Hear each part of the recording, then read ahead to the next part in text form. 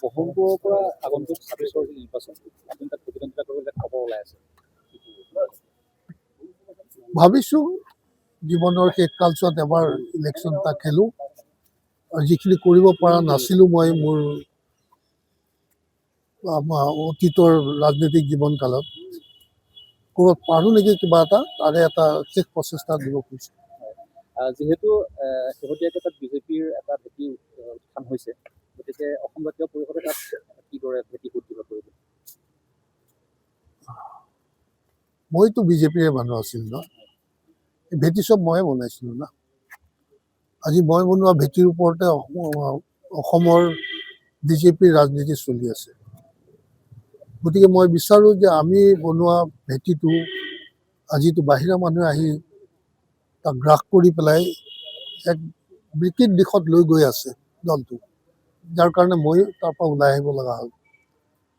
আমি যিসকলে সৃষ্টি কৰিছিলোঁ সেইসকলে যদি ভাবে ৰাজেন গোহাঁই শুদ্ধ কাম কৰিছে, তেতিয়াহ'লে তেওঁলোকে মোৰ লগত সহযোগ কৰক।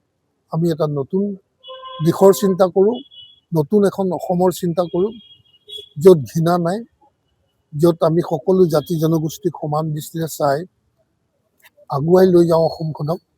বিভাজনে আমাক কেতিয়াও শক্তিশালী কৰি নাৰাখে, দুৰ্বল কৰি ৰাখিব। গতিকে বিভাজনবিহীন এখন সমাজ সৃষ্টি কৰি আমি সকলোৱে একেলগে আগবাঢ়ি যাওঁ। আৰু এতিয়া যিটো দেখিছোঁ, কোনো জাতি জনগোষ্ঠীয়ে সুখী নহয়। যিমানে যি নকওক, কিছুমানে হিন্দুৰ কথা কৈ কৈ আজি ধৰক মিয়াক তুচ্ছ তাচ্ছিল্য কৰি হিন্দুৰ মন জয় কৰিব খোজা, এইটো জানো হ'ব পাৰে? সম্ভৱ হয় জানো?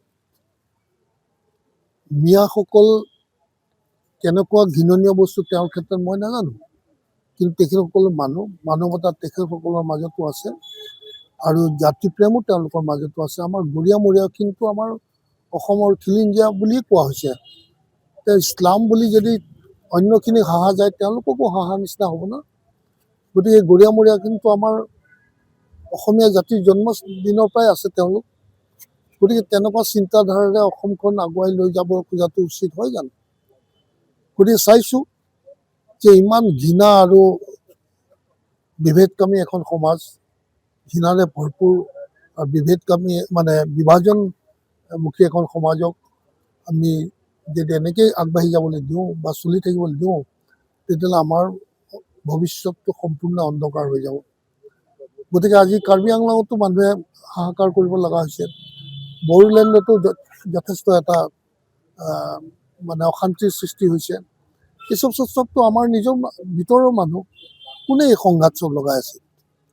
কোনে ইজনে সিজনক ঘৃণা কৰিবলৈ শিকাইছে?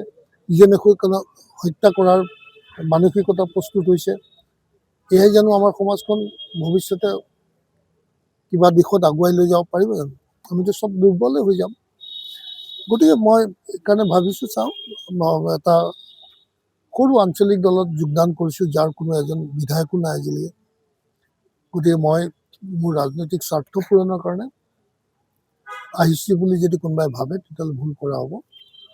আৰু মই এইটো হয়তো মোৰ জীৱনৰ শেষ ৰাজনীতি হ'ব। বাকীখিনিয়ে মই জীয়াই থকালৈকে যিখিনি পাৰোঁ এই দলটোৰ হৈ কাম কৰি যাম। এই নিৰ্বাচনৰ পিছত পৰৱৰ্তী নিৰ্বাচন আপুনি অৱতীৰ্ণ হ'ব নহয়, ফলাফল যিয়েই নহয়, তেতিয়া মোৰ বয়সে পাৰ্মিট নকৰিব আৰু মোক। মোৰ এতিয়া 76 আৰু তাৰপাছত আৰু মোৰো ইচ্ছা নাই, কিয়নো অলপ ৰেষ্ট ল'বলৈও মন যায়। সেইকাৰণে যিকেইটা দিন ঈশ্বৰে ৰাখে, পৰলাই ৰাখে, সেইকেইটা দিন অলপ শান্তিৰে থাকিব। মুখ্যমন্ত্ৰীয়ে শেহতীয়াকৈ মিয়াক কষ্ট দিয়াৰ কথা কৈছে, যিমান পাৰে। চাওক, সেইষাৰ কথা জানো মানৱতা অবিহনে এজন ৰজা হোৱাটো উচিত জানো? যিজন ৰজাৰ মনত কোনো মানৱতাই নাই, সেই ৰিক্সাৱালাজনটো আমাৰ হিন্দু সম্প্ৰদায় হ'ব পাৰে। চব যে মিয়া মানুহে ৰিক্সা চলাই আছেতো তেনেকুৱা নহয়। বিহাৰী মানুহে চলাইছে, বঙালী মানুহে চলাইছে, অসমীয়াই চলাই আছে। এইটো জেনেৰেলাইজ কৰি পেলাই তেওঁ কোৱাটো, বা মিয়াৰ ক্ষেত্ৰতো কিয় ক'ব লাগে? তেওঁ যে গৰীব মিয়াৰ কাৰণে তেওঁ ৰিক্সা চলাই কোৱাজনক, কোনোবা এটা কৈছিল যে ৰিক্সা চালকৰ, সঁচাই মোৰো খুব বেয়া লাগে ৰিক্সা চালকৰ। যেতিয়া আগতে সৰুতে উঠিছিলোঁ, যেতিয়া কেঁকাই গোটাই টানি নিয়ে, তেতিয়া নিজৰ ওপৰতে অকণ বেয়াও লাগিছিল যে মইতো বৰ কষ্ট দিছোঁ তাক। কেতিয়াবা নামি পেলাই তাক ঠেলা মাৰি দিছিলোঁ, বল টানিব পৰা নাই ঠেলি দিছিলোঁ। গতিকে এইটো মানৱতাৰ কথা। এজন চিফ মিনিষ্টাৰ হয়, কিমান সৰু সাধাৰণ, তেওঁৰ নিজৰ কি ক'ম, তেওঁৰ নিকৃষ্ট মনটোৰ পৰিচয় দিছে তেওঁ, আৰু অন্য একো নহয়। তেওঁ ইমান ডাঙৰ এটা সাংবিধানিক পষ্টত আছে, যিজন মানুহৰ মন কিমান উদাৰ আৰু বহল হ'ব লাগিছিল।